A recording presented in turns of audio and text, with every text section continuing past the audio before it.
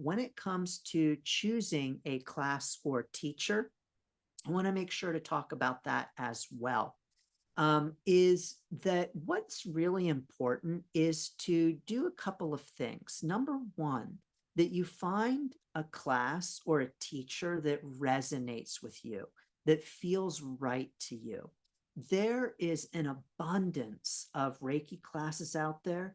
There is an abundance of teachers out there, which means that you don't have to choose a teacher that just doesn't feel right to you, where you're like, oh, I really want to study Reiki, but I'm just not so sure about this teacher, but I really want to study Reiki, so I'm just going to sign up for the class anyway.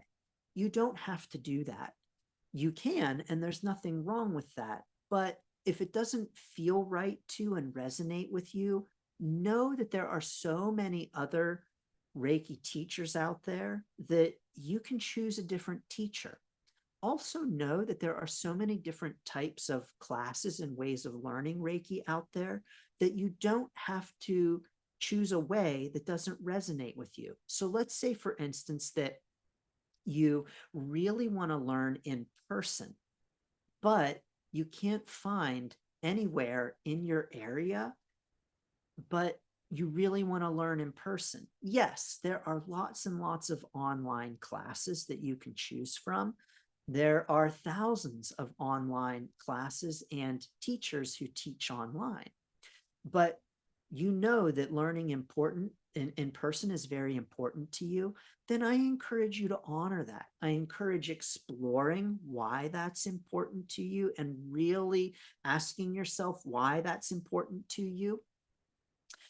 And then, basing your decision on really a deeper understanding of your reasoning, but ultimately to honor that.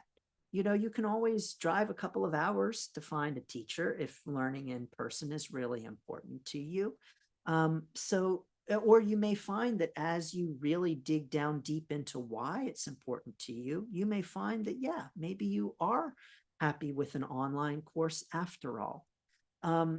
But you can indeed learn in all kinds of ways. So you can learn in person, you can learn online. And if you learn online, there are a couple of ways to learn online.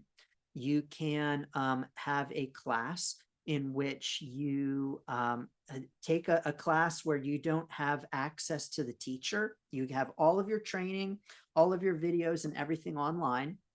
And then your attunement is done either in person with the teacher, or if it's a very large course, this is what typically happens. The teacher will attune the video and put it in the course and be like, watch the video and you're attuned. And so you don't have any access to the teacher really at all, no personal access. And so it's important to know what's important to you. Do you want access to a teacher? Do you want that support? Does it matter to you? Do you just want to learn the stuff and get attuned and do your own thing? Or do you want a teacher to ask questions to when questions come up? So it's really important to know what resonates with you. Other online courses will be where you have direct access with the instructor, where you get to ask your questions in real time, you get direct access to them, and you get ongoing support from them. What I see that happens again and again as the administrator of the Reiki Learning Group for a few years is that people will come in the group and ask questions because they don't really have anywhere else to turn. They don't have a teacher that they have contact with or a connection with in order to ask. And so they'll come to a group like the Reiki Learning Group looking for support and assistance. And in those cases, we're happy to support, we're happy to be that support system for the student. And it's also, I think, really great to have a teacher that you have access to. My students can contact me anytime, even years down the road when they have questions. And so I think that connection is important. I personally attune all of my students in real time. And I think that's important as well for me and for the student. Again, you'll find other teachers who, will maybe do something like schedule a time, but they'll do the attunement at a certain time distantly, and the student is sitting and doing their own thing at that time, and there's no connection there, no contact. And that's fine as well. Reiki, of course, is still working. That attunement still works.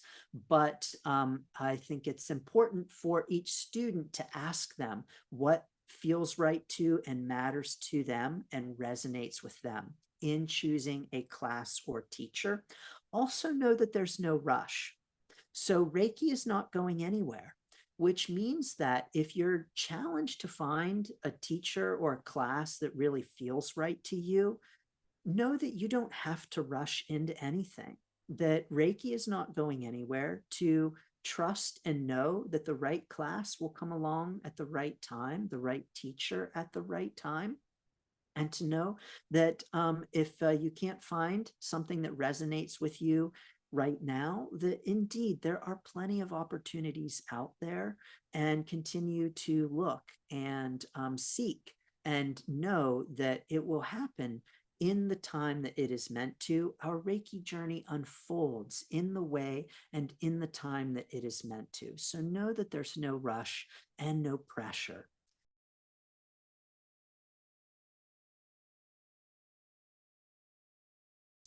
It really depends. And so what that means is, can you find a really great course for, $50? Sure, you absolutely could.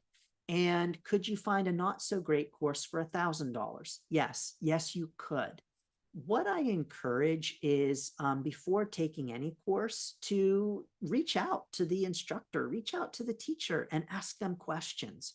You're allowed to ask them questions about their lineage. So their teaching, you're allowed to ask them about their training.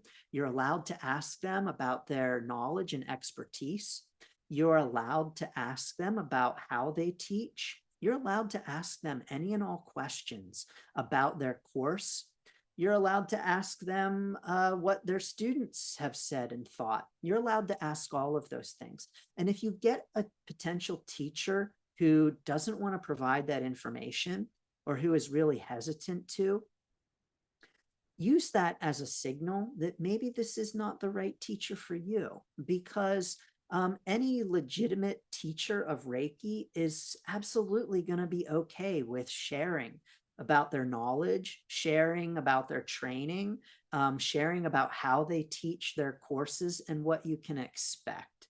So know that you're allowed to ask questions. You are allowed to find out and do what you need to do to determine if it's the right class or teacher for you. You're allowed to do that.